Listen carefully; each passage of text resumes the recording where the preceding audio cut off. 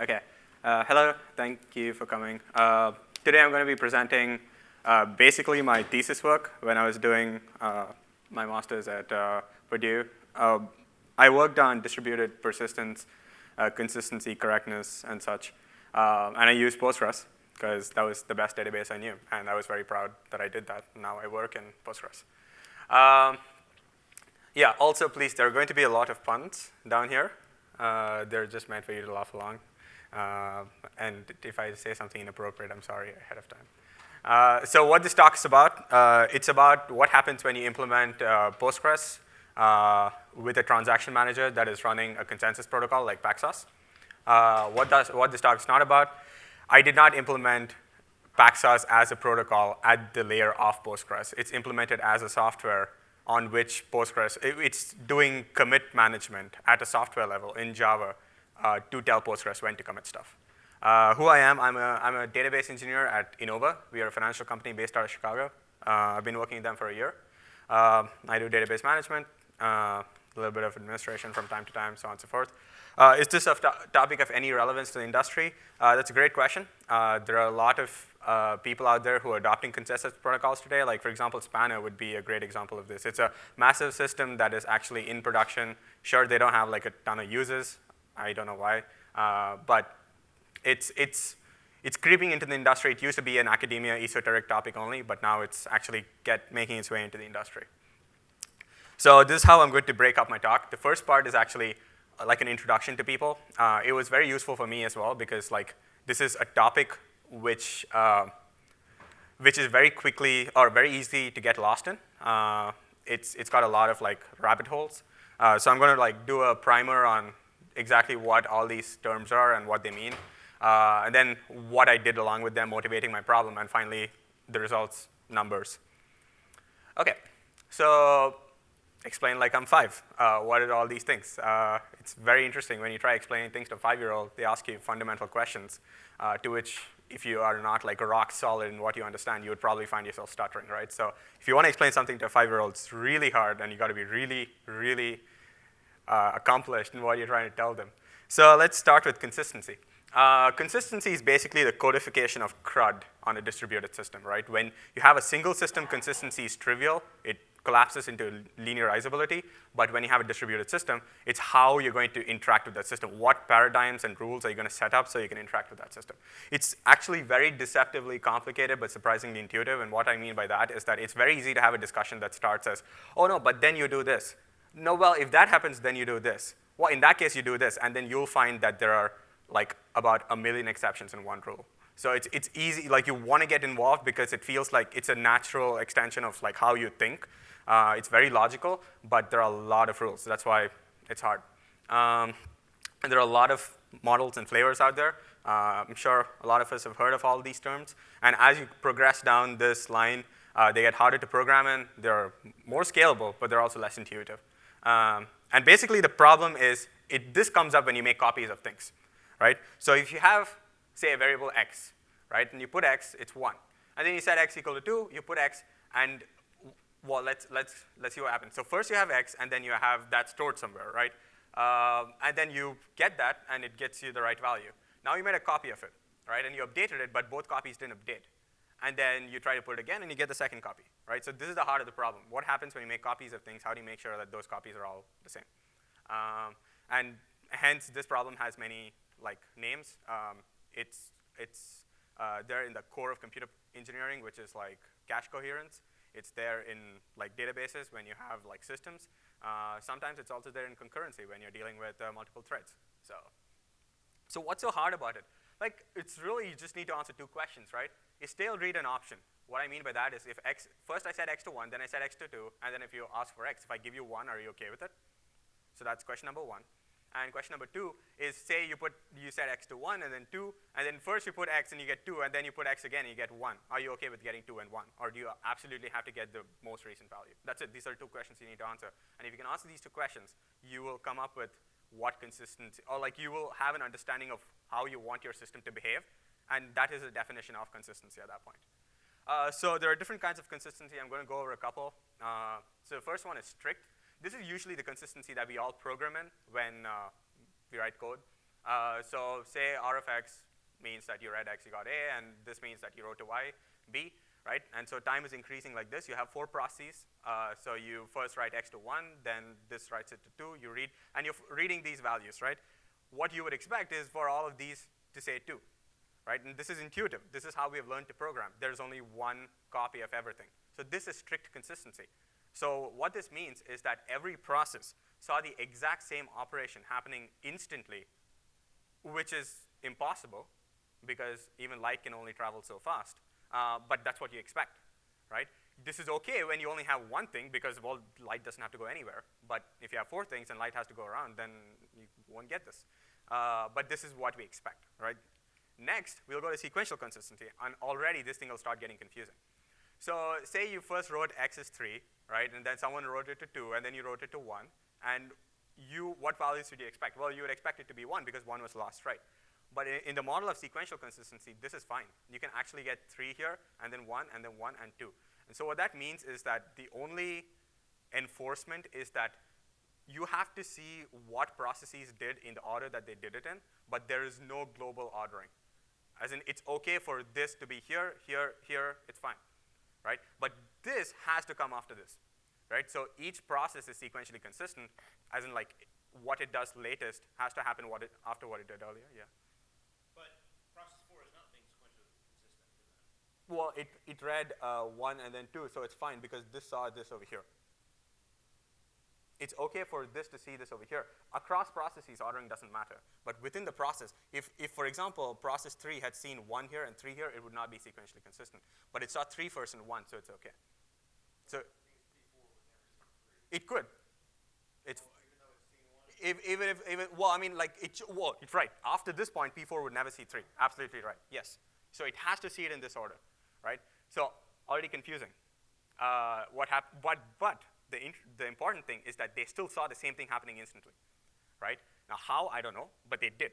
The important, maybe not in the order you wanted them to, because like you wanted this to be the 2, but the 2 came later, but that's fine. They saw it in some order, but they all saw the same thing. And now this is causal consistency. I'm not even going to try explaining this today, but I will make mention that Leslie Lamport, the person who invented LaTeX, vector clocks, logical time, the guy who won the Turing Award, in part was for this, because he came up with the concept of something called causal consistency, which creates threads of causality between processes. So what, like, I'm not even, there are some rules that he lays down for how some processes should see the rights of some other processes, and it's looser than strict consistency, which means that it gives you more scalability, but it's also a lot more confusing. And it mostly stems from things like if someone wrote something and someone read something before writing that, then the write is dependent on the read, and then once you've read something, you're causally dependent on that. So you will have these kind of like, like these threads of causality which will start running across processes. And in this world of causal consistency, I'm not explaining any of this, you can end up with something like this, where you don't even see half the things that other people do. After this is eventual consistency. So imagine how not intuitive eventual consistency is.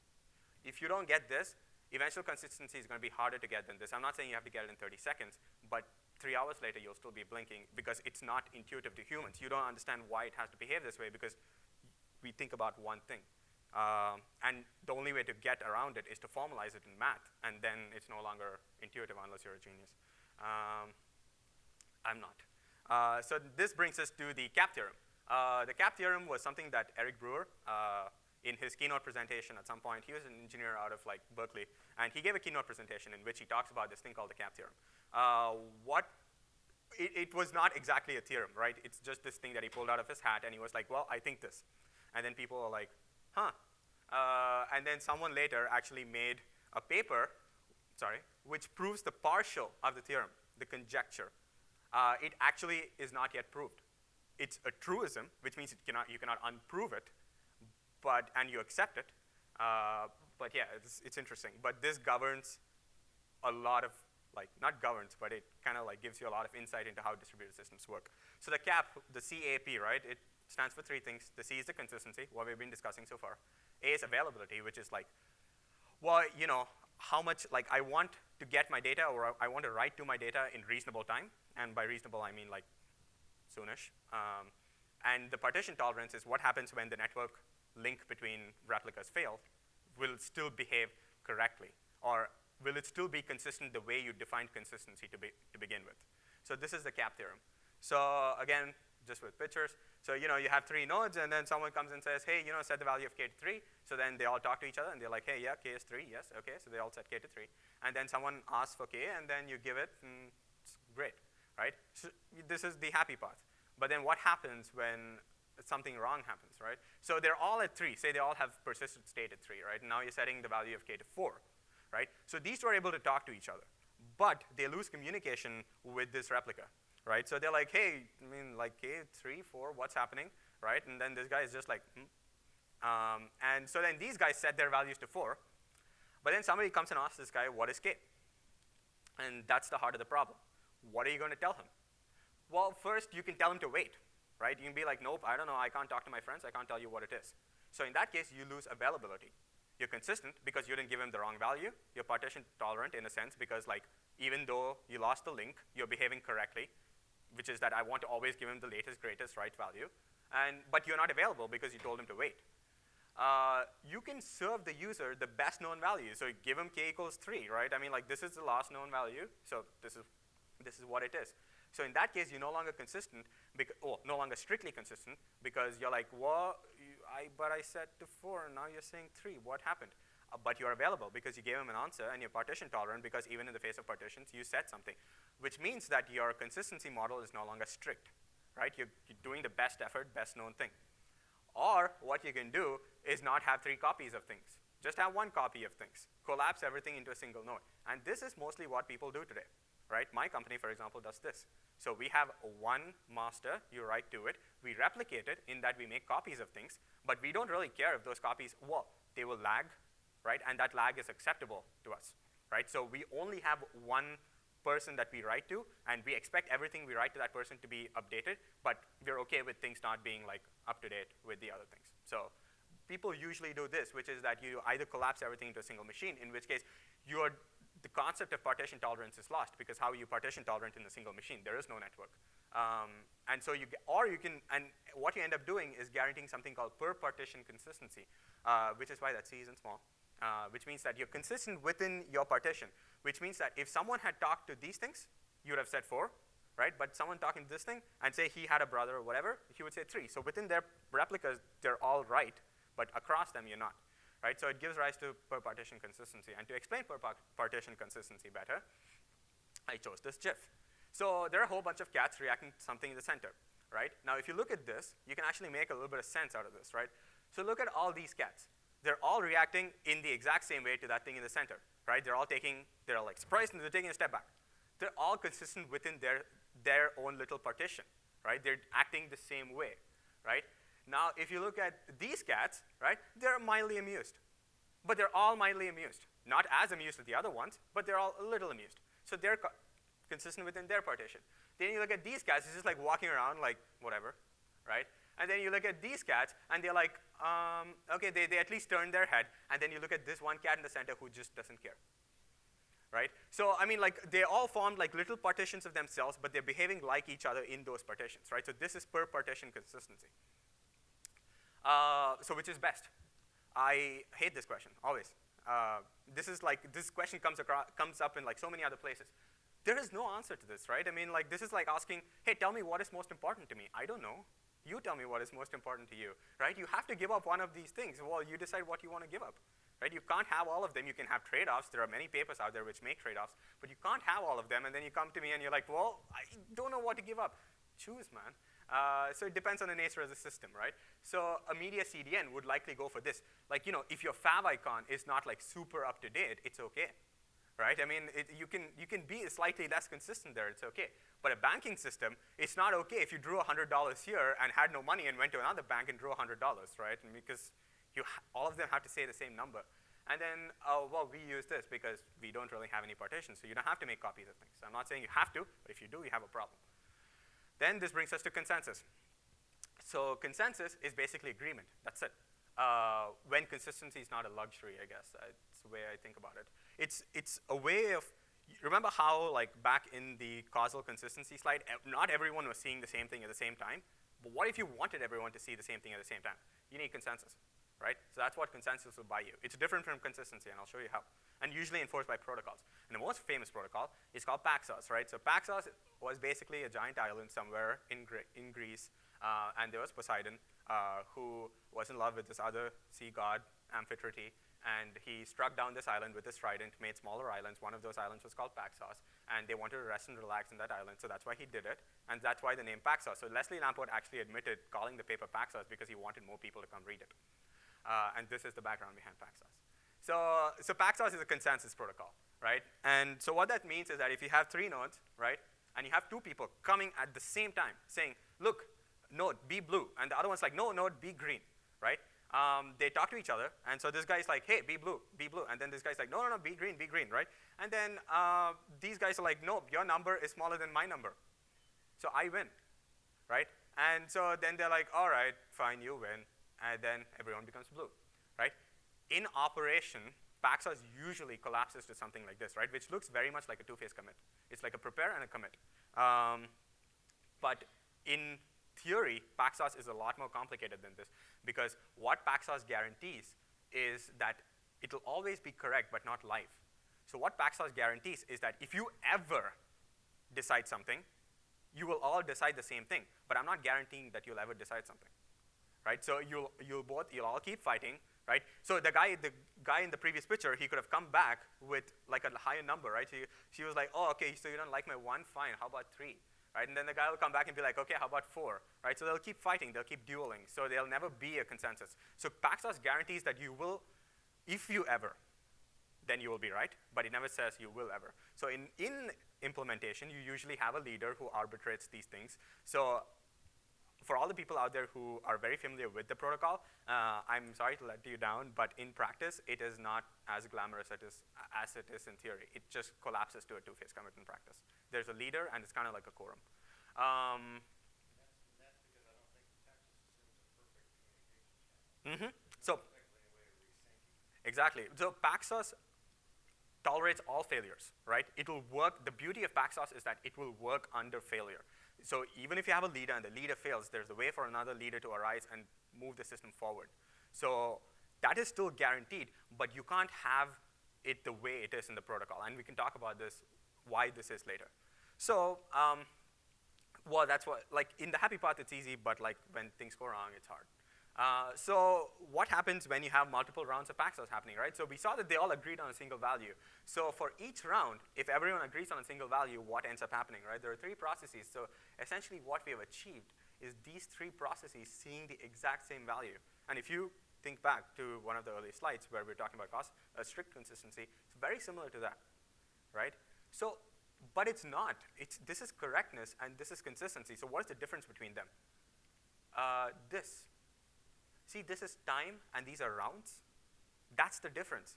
Like, the heart of the problem is timing, right?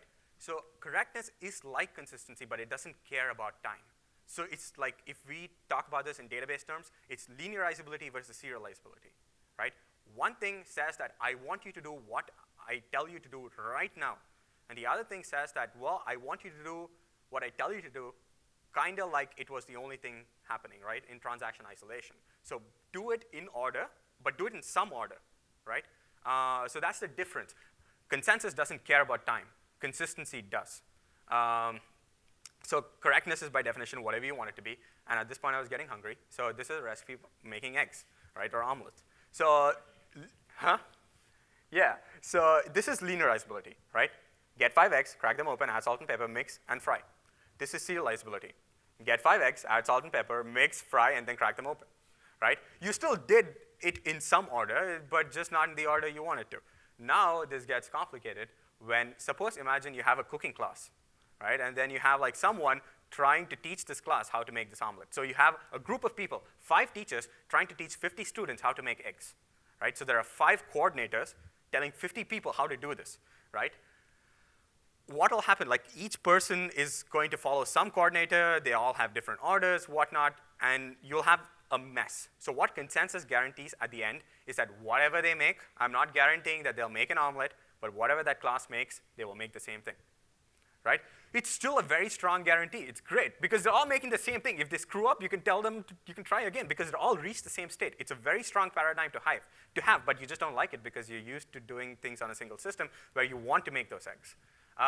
But then sometimes the answer is to make the application developer a little more cognizant of how to do this, right? So this is one way of doing it, right? You can proof it. You can make a big transaction. You can say, only after having obtained 5 eggs and crack them open and this, fry them. But this is a long transaction, right? You don't want to keep locks on this open for so long. Because, see, I only put the things back after I've made the eggs, right? So no one else can make eggs while I'm making eggs. This is a long transaction. This is a problem, right? Or you can do this, idempotent transactions, right? So you can say, if you haven't gotten eggs, do so. But if you haven't gotten them, do so. But if you have, then do the next step. And if you have, do the next step, right? So these are idempotent transactions. So it's like, it'll fail by itself, and it'll retry by itself. So, but then these are hard. I mean, this is making eggs, so it's not rocket science. But then when you actually have a production system, it's hard to code these. So why did this happen? Because of time, right? Time is the problem. So is my now really your now? It's a very philosophical question, but how do we see the same time, right? Even NTP daemon is only so accurate. And a lot of these systems do last commit wins, right? So whose commit is the last commit? What it really is now, and that's a problem, right? So, and that's why Spanner is such a big deal. Spanner did not do anything fantastic in terms of a mathematical invention, right? But what Spanner did do is implement true time, right? Yeah, there's a trooper there. So, so what Spanner did is in their data centers, they installed atomic clocks, right? And they controlled drift of time. And they made a big deal about it, and it was a big nothing. Yeah, well, right, but they have the money to do this. I'm a grad student. I can't get an atomic clock, right? No, so they sunk it off the Navy atomic. They used to. Oh, is it? You can They actually do both. You can send your cell phone. Yeah, they actually do both. No, they actually do both. They have GPS clocks and atomic clocks. The GPS is what they installed. Well, I don't know, but as far as I read the paper, they made it look like they have GPS clocks and atomic clocks, and they both kind of control their drift. And so what Google can tell you is if you ask it, give me now, it'll give you a confidence interval with a very small delta of where now really will be. So it'll say, within this time, your now is, right? So I can't do that, right? So that's the problem. Time is hard, right? So of these things, which one was consistent? These 4 don't matter because they're all replicas. We'll come to this later, right? And so these 4, all the things that we're doing today, there is no question of consistency because they're just replicas. So they catch up. So now, what did I do with this? So I was interested in geo-replicated cloud storage, right? So basically, why you would do this is durability, access latencies, and typically you would do this asynchronously. So what I mean by this is that there is a server somewhere in New York, I guess, and I'm reading from that server, and everything's OK. But that server goes down, and I'm not happy about it because I want my data. So how do you fix this? Well, then, look, I'm like question mark. And so then what you do is replicate this data to other servers so that if it goes down, I can go and ask another server where my data is. This is geo-replication, right? And this we do today as well. This is a failover standby, same thing. But what happens when I move, right? So today I'm in Chicago, but maybe I'll go to San Diego, right? And when I go to San Diego and I stay there for a little bit, I want my data to follow me. Because if I'm in San Diego, I don't want to go all the way to New York to read and write my data. It's too far away, right? So my data follows me where I go because I want to read from this data center. So that's why you do geo-replication and movement of data, because you want it to be close to where you are, because access latencies matter. So there are different ways of doing this. One of them is consistent hashing. This is actually a very easy way to do it. So the question is, how do you place the data, right? So say I'm over here, right, and I want to put my data. You put it through these hash functions, and OK, I don't know why that ran through. You put it through these hash functions, right? And they will tell you, they will find replicas where you can place your data, and you go read from those replicas, right? But sometimes, but I want to read my data from here because this is my closest data center. But you can't control this because that's the nature of consistent hashing. It just puts data randomly in places. Stop moving. OK.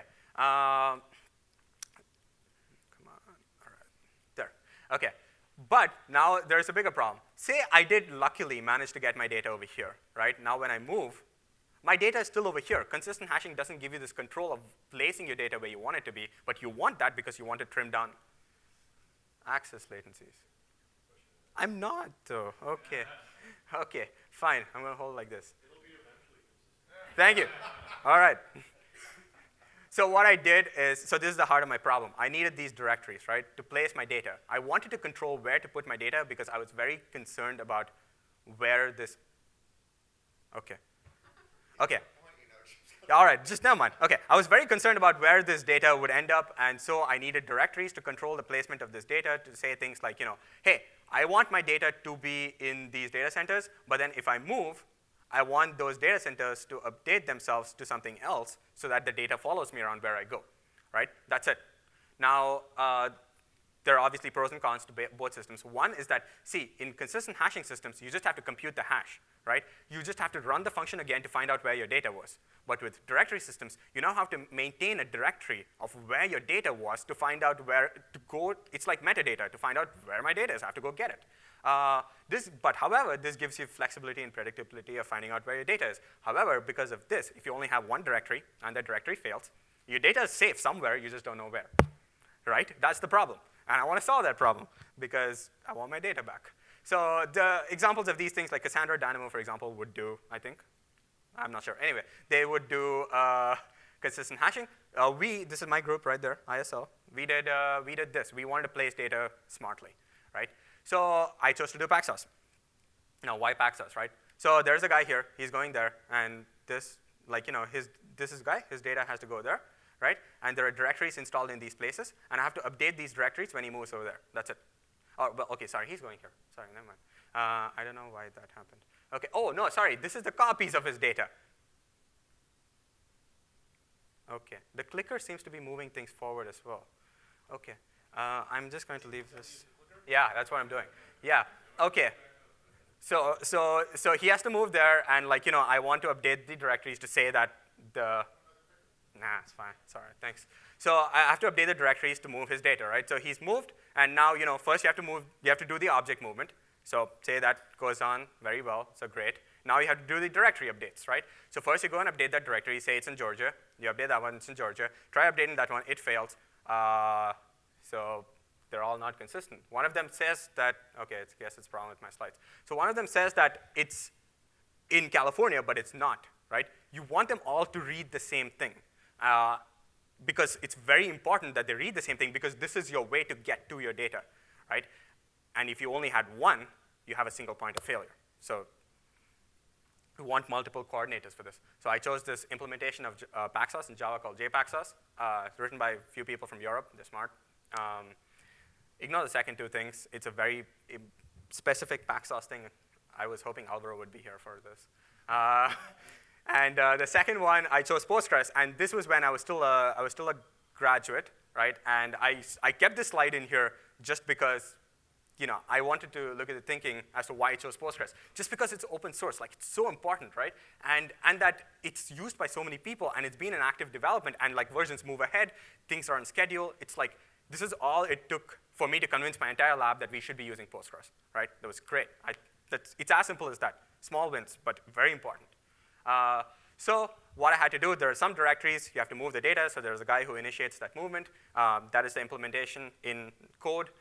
So he talks to a client, and there's a service which actually updates the database. There's a protocol which makes sure this happens. I'll explain the protocol later. And so the protocol talks to a whole bunch of people, and there are some agents which actually move the data, right? And there are copies of this.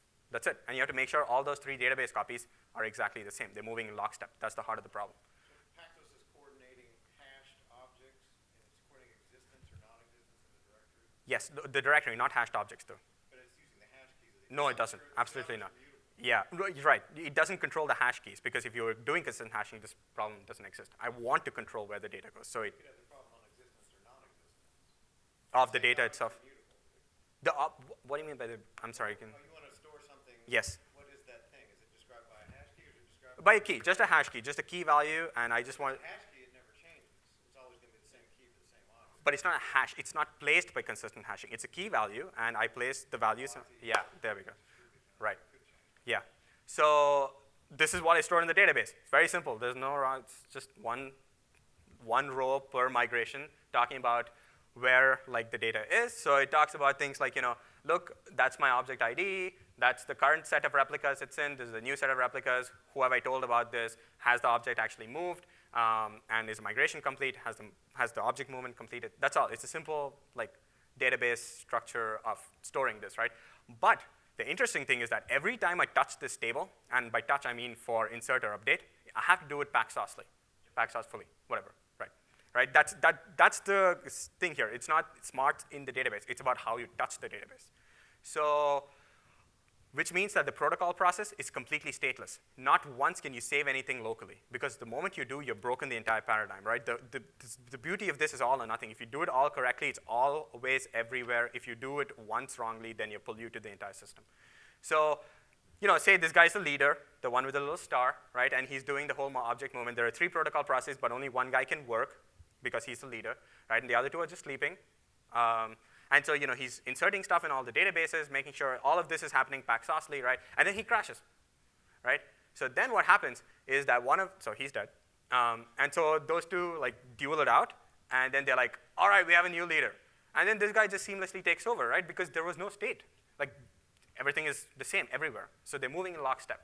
So this is what it looks like in the database, right? They're all the same record, just like progressing through time. So it started out with the old set, new set, but nothing has happened in that so far. So you go first update the timestamp saying that, all right, I've kicked off this migration. And then you're like, oh, so one guy comes back and says, all right, I've done the actual object movement. So you're like, great, good job. So now you're like, OK, I'm now going to start telling directories that the object has moved to a new place. And then it's like, well, actually, those circles should have been crap over here. Sorry. So I'm telling directories. These are the directories that know. There are 3 directories, and all 3 of them need to know that the object's in the right place. So you need to update these directories. Just imagine these circles were here. So you have to say that, well, directory 1, 1 and 2, and 1 and 2 and 3. All 3 of them now know successfully. If they don't know, it's fine. Because in this entire operation state, the object is still under migration, right?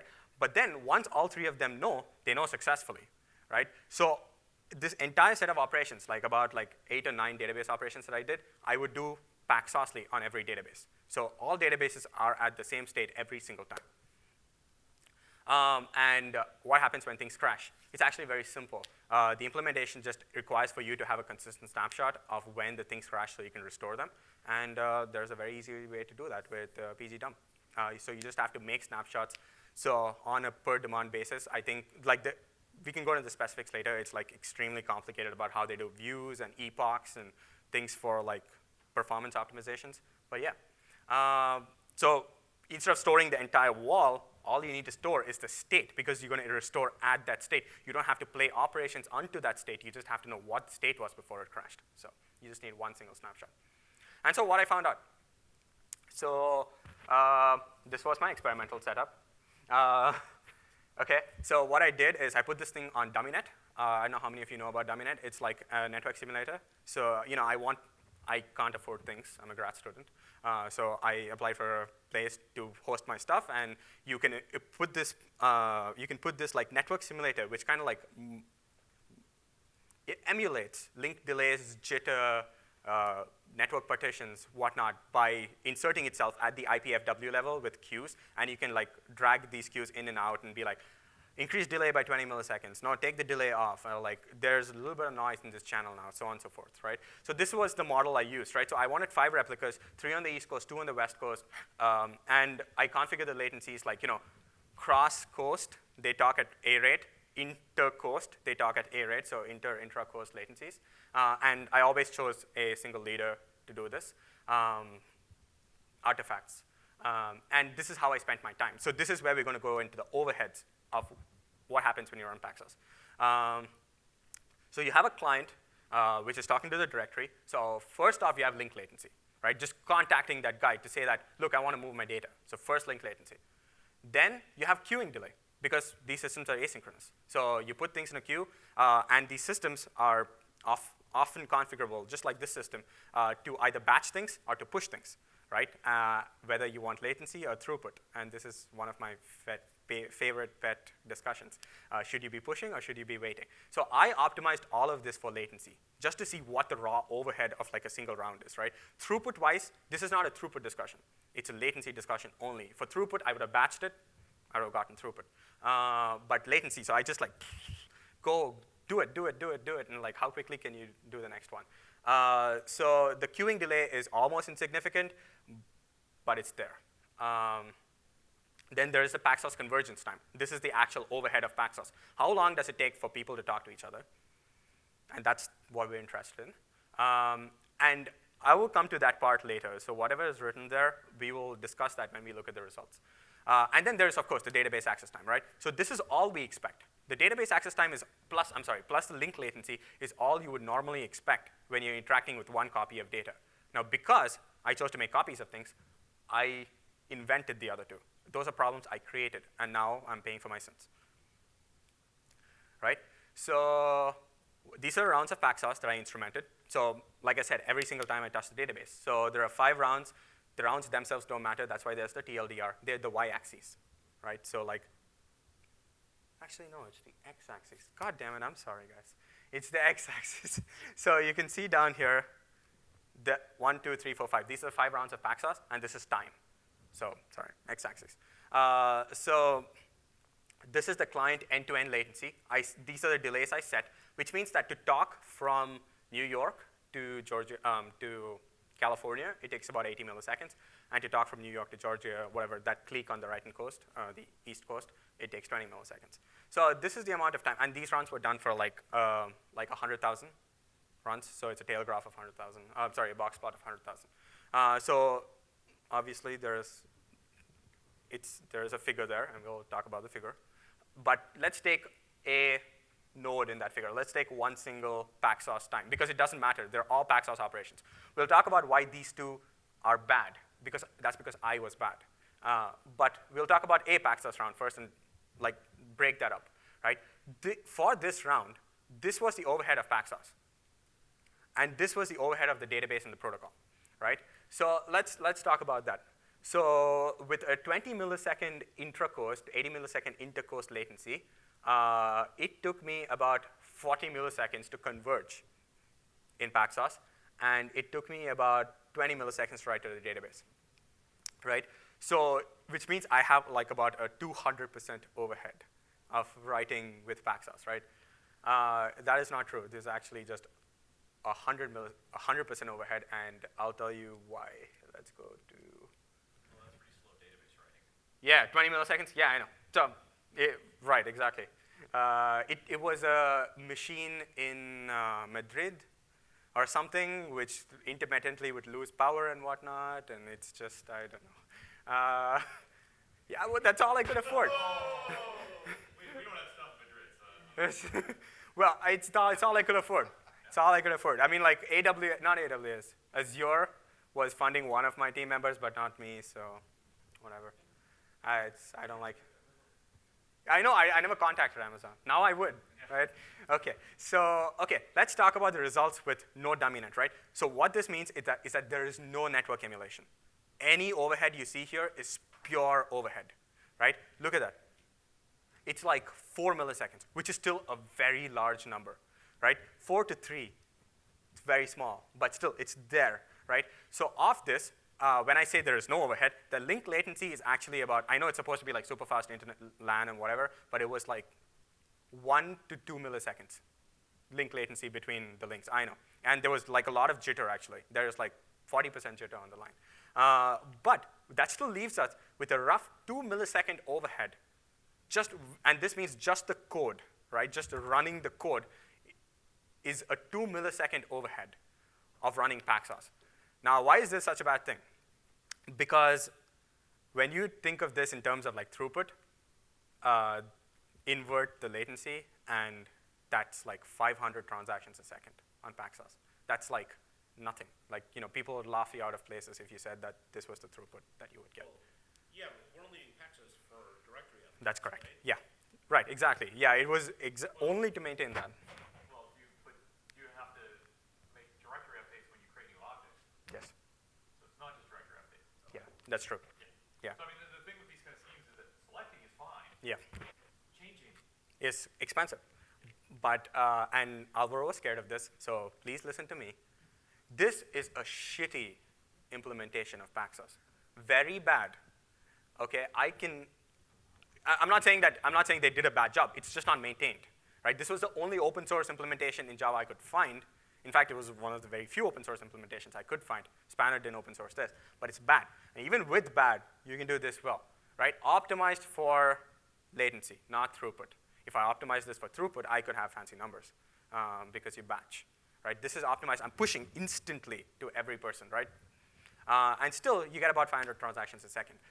But what I want you to see here is that the moment I put in DummyNet and set it to 0% delay, there is still, you can look at Paxos rounds, and suddenly it shoots up to 20 milliseconds. These two are supposed to be the same thing. Just inserting that protocol incurs 20 milliseconds of delay. The protocol is really buggy. The emulator, it adds 20 milliseconds for nothing. I didn't even ask it. I told it to give me no delay, and it gave me 20 milliseconds. Could never get it down. I, in fact, did like a ton of ping tests, and I have that in my thesis. And I just talked to them, and they were like, I don't know, whatever. So you can do that without you don't need to use like an emulator. Like you can just put delay directly in on the IPW, the channels? Oh, I see. Okay. I think that's less buggy. Probably. I should have done that. Yeah. Do packet loss tests and all Okay. that. So Yeah, maybe I should have done that. But anyway, so now why I did all this, right? So let's go back to that like 80 millisecond slide. Okay. Nope, not this one. That one. So, nope, yeah.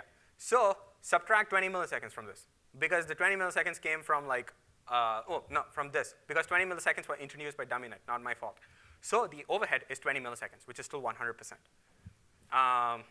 Academic implementation. Anyway, so of these, why this happened was because of link delay, because of the artifacts of how I set up the system. We can go into this later, but it was because one of the nodes was farther away from the other node, and it had to talk to this other node just to like initiate client connections, and so there was like an extra link delay. And the reason why these times were off, which is this graph over here, if you can see, this graph should have all been straight, but not all of them are converging at the same time. And that is because I did a crappy job with the database. I did like multiple writes to the database, right? And if you do this, and we do this at my company a lot, where we have like hundreds of writes going off for single controller actions, you'll get screwed because just the overhead will kill you. So you have to be very cognizant of the fact that you're touching a database now, because you're not touching a database, you're touching n databases, right? So let's go to the results really quick. And apparently I don't have much time. Okay. So the overhead of Paxos, right, is not linear. So what that means is that I had 5 systems, but I only incurred 20 milliseconds of delay, not the 80, because I could form consensus on the right coast without ever touching the left coast. The left coast would catch up. It would get there, and they would all decide. But the moment 3 of them decided, that's good enough. And that's a very, very strong win, because you are only incurring clique-based delays, right? So I had 5 replicas, but only 3 mattered. But all 5 were still in lockstep, right? That's fantastic. That's like groundbreaking. To me, it's very, very, it's sublinear growth for linear replication. Don't make mistakes like me. That's point number 2. Correctness is not consistency. It's not strict consistency, at least. When people say some consistency, pay attention to the sum, right?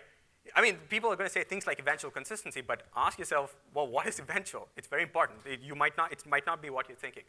And there is no conflict resolution because there are no conflicts. And I thank Sarah for this. Welcome to your perfect world. No conflicts, right? You don't have to resolve any conflicts. There are none, right? Now I'll talk about BDR really quickly. Why BDR can screw things up for you. You have a table, right?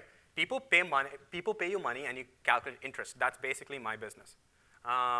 And it's like cumulative interest, which means that you calculate interest on the outstanding amount, right? So $1,000, so 10% interest. 1%? 10%. 1%. And then he paid $100, so 10 plus 9, 100, 10 plus 9 plus 8, so on and so forth, right? But now, you make a copy of this. Now see what will happen. He paid to this table another $100. right? So this is now 10 plus 9 plus 8, but the interest calculation, the daemon, kicks off at midnight, right? So it's still waiting. He inserted this at 2.9, right? And the daemon, meanwhile, over here, has started calculating. On this guy, over here, has started calculating what the interest for today has to be. And this daemon will see that row, right? But this, and at the same time, this guy also started calculating. And he started calculating a little later than this guy. Now BDR pushes this update, right? But this guy is going to set the value to 10 plus 9 plus 8 plus 8 and not 7 because he did not see this commit by the time he finished. However, this guy, when he pushes the row down here, will win because he started later than this guy. So what basically you have done is not counted the customer's $100 transaction because of these last commit wins. So the problem was that last commit wins, right? Last commit wins is not, it seems like a very simple answer, but it will lead to this. And this is something that I made up in 3 minutes, right? If I can make this up in 3 minutes, there are smarter people than me who can make up more confusing crap in lesser time, right? So yes, like you, okay. Okay. So what I'm saying is that it's very easy to break this. Transaction isolation is in distributed environments is not something you want. You want it in your database. You don't want it when you have 2 databases, right? There is clock skew. You don't know whose clock is now, whose now is now. There's complicated application logic. Sometimes you just have bad luck. And the funny thing is, I think that like a lot of people think, well, because I'm only going to write to one side, then last write wins will be fine. Yeah. And the problem with eventually consistent systems, which is what BDR is, right, is that it looks one way when it's healthy, but then if you have the, Exactly. well, I failed over and I failed back really quickly, you get into these states. Exactly. So I just have one word for BDR, care. That's it. And this time it's truly over. Those are my resources. And thank you for answering the question, which we asked a long time back. What consistency is BDR? It's eventual, which is strict, sequential, causal, eventual. So remember how not intuitive it is. Okay, that's it.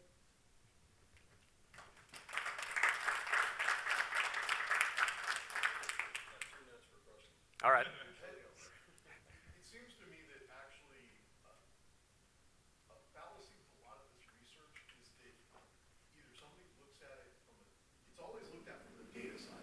Right. Nobody actually thinks about the application side. So going back to your interest calculation, Yeah. if instead of ooh, this inconsistent blah blah blah, if instead when you ran an interest calc, you took a pointer and said, this is the point that I'm using, you then know at the application layer, did I include the 700 or did I not? There's no question. Well, but the problem with that is the pointer, again, you said now. The pointer doesn't have to be now, though. You mean like database pointer? Like that? Right. Well, so, and this kind of a correlated question on one of your other slides. Yeah. You were saying T1, T2. And Right, my right. question was, well, what is that? Because if that's a timestamp, No, that's just time moving, like raw time. I don't like writing like raw numbers, so I always just like logical as time. But I guess what I'm saying is that if that data type is a date or a timestamp, Right, right. you're always going to have this problem because even now is a completely broken concept because what you care about is when did the snapshot visibility change, and that has nothing to do with time whatsoever. I see. Well, oh, I'm sorry. Which I guess where I was going with this is, are you aware of, has anybody looked at this from the standpoint of, look, stop looking at this as strictly a data problem. Look at it as a problem of both the data and the data that the application is getting.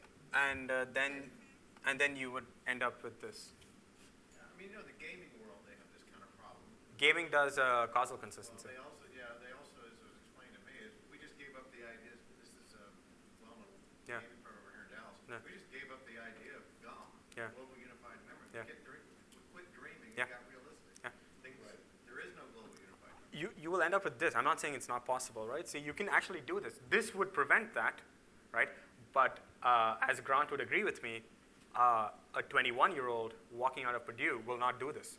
Yeah, and that's what we found was like when we originally built Dynamo, like the thing precursor to DynamoDB, and then SimpleDB, which is it was eventually consistent to start with. And we'd literally have like program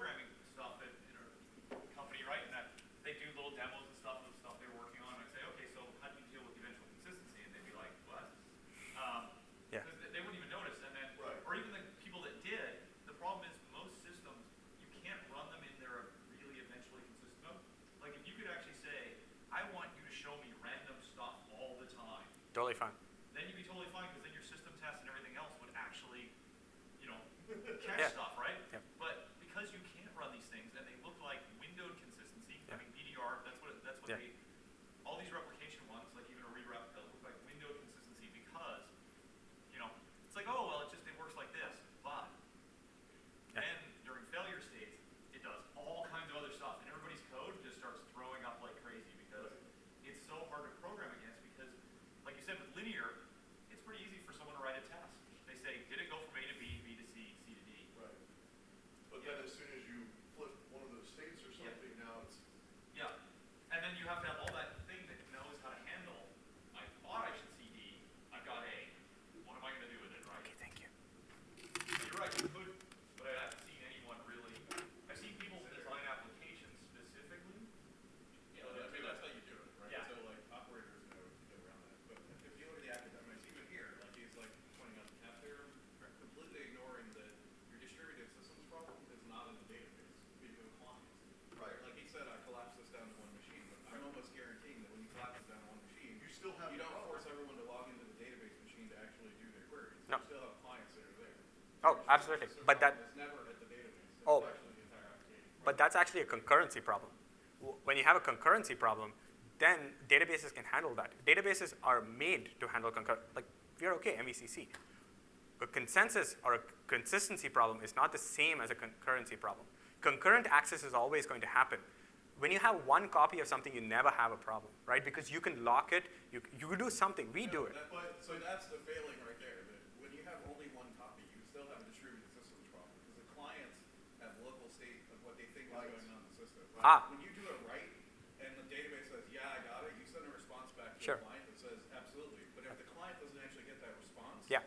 right? The You're right. client thinks it didn't actually. Yep. Write. But the other client over here, Absolutely. he's going to look and say, "Yeah, I got it." So now you have your application, Yep. right, thinking of the whole system, Yep. doesn't actually agree on what has happened. That's basically a lost commit attack, right? Yeah. Yeah. Usually that's how people try Yeah. to do that. Yeah. Well, and that's But why that you would see make But even understood. without that, Yeah. even without that, you don't have consistency there. Well, yeah, right. And that's why you see things spring up like the Rails idea block version. Oh, hey, now we know that something changed. Well, Right. really? Yeah. Well, you can get forward, you get forward movement is all you get out. You don't, like, you no longer know if you're seeing the right thing, but at least you're not going backwards in time, Right, right? exactly. That's very important. Still a very strong part. Until you do. Well, I'm saying if you do it correctly, like, I mean, I've seen systems where they build it just so that they know, the only thing you know is that you went forward in time. You could be hours behind, but you're like, you're not going to see an old version, so you don't get you don't get doing accidental thing to something. Actually, I'm sorry, so this is the end, but I'll actually